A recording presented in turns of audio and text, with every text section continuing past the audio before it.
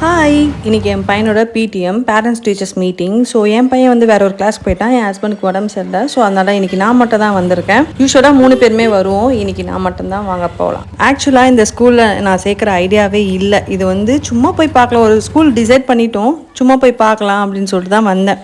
But வந்த அன்னைக்கு எனக்கு கொடுத்த இம்ப்ரெஷன் ரொம்ப பிடிச்சி போச்சு. ஸோ அதனால் வந்து மைண்ட் சேஞ்ச் பண்ணிட்டு இந்த ஸ்கூல்லே போட்டுடலான்ட்டு.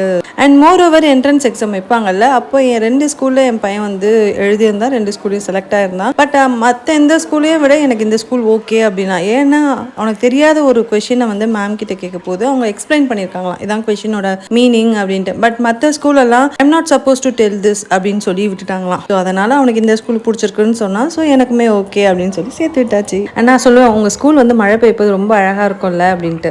யூஸ்வலாக பிடிஎம் அன்னைக்கு பார்த்தீங்கன்னா புக் ஃபேர் வச்சுருப்பாங்க. இந்த வாட்டி என்னமோ பார்க்கலான்னு போனேன். பட் எனக்கு பிடிச்ச புக் ஒன்று வாங்கிட்டு வந்துட்டேன். அவனுக்கு இது நியூ ஸ்கூல், ஜஸ்ட் 4 months தான் ஆகுது. பட் அடாப்ட் பண்ணிட்டு இருக்கான். Long way to go. Let's see. Bye.